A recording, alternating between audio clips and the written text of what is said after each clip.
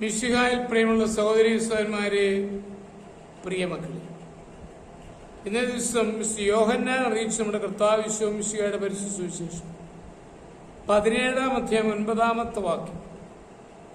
Saint John's gospel chapter 17 verse 9.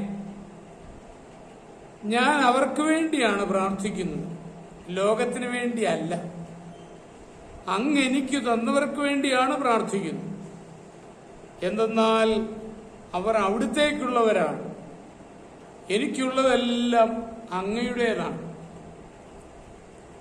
Isho തന്റെ പ്രാർത്ഥനയിൽ ഉൾപ്പെടുത്തിയത് ദൈവം തനിക്ക് നൽകി എന്ന ബോധ്യമുള്ള വ്യക്തികളെ.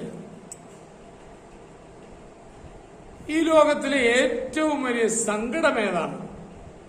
ഒരിക്കലൊരു ഗ്രൂപ്പിനോട് ചോദിച്ചപ്പോൾ ഓരോരുത്തരും ഓരോ സങ്കടങ്ങൾ ഉണർത്തിക്കുകയായി. ചിലർ പറഞ്ഞു മക്കളില്ലാത്തതാണ്, ചിലർ പറഞ്ഞു ജീവിത പങ്കാളി മദ്യപാനത്തിന് അടിമപ്പെട്ട് നടക്കുന്നു, മറ്റു ചിലർ പറഞ്ഞു രോഗബാധിതരായിരിക്കുന്ന വ്യക്തികളെ ഓർക്കുമ്പോഴാണ് സങ്കടം.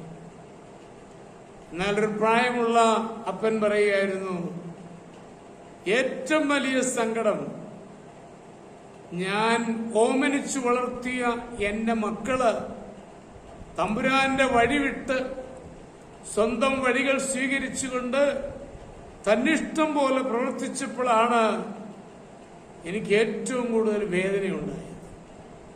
അതെ, ഇന്ന് ഈശോ തന്നെ ഏൽപ്പിച്ചവർക്ക് വേണ്ടി പ്രാർത്ഥിക്കുന്ന രംഗം നമ്മൾ ധ്യാനിക്കുമ്പോൾ നമ്മുടെ ജീവിതത്തില് ഏറ്റവും വലിയ ശ്രദ്ധ പതിപ്പിക്കേണ്ട ഒരു രംഗത്തേക്കാണ് ഈശോ നമ്മെ ശ്രദ്ധ തിരിക്കുന്നത്. ഒരു കുടുംബത്തിലാണെങ്കിലും തന്റെ വഴികൾ വിട്ട്, ദൈവത്തിന്റെ വഴികൾ വിട്ട് സ്വന്തം വഴികളിലൂടെ പോകുന്ന മക്കളെ കാണുമ്പോൾ ഒരപ്പനുണ്ടാകുന്ന ആ സങ്കടം നമുക്ക് ദൈവപിതാവിന്റെ മുൻപിൽ വ്യക്തമായി കാണുവാൻ സാധിക്കും. ദൈവം ഏറ്റവും കൂടുതൽ വേദനിക്കുന്നത് അതിലാണ്.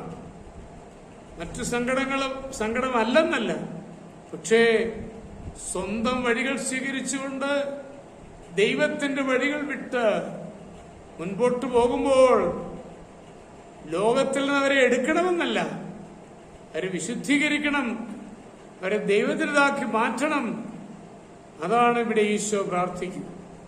നമ്മുടെ ജീവിതത്തിലും നമ്മുടെ മാനസാന്തരമാണ് ഏറ്റവും വലിയ ആഗ്രഹമായി നമുക്ക് നിൽക്കേണ്ടത്. അതോടൊപ്പം നമ്മളെ ഏൽപ്പിച്ച കുടുംബത്തിന്റെയും ആ ബോധ്യത്തോടെ ജീവിക്കുവാൻ എല്ലാവരെയും ദൈവം അനുഗ്രഹിക്കുന്നു.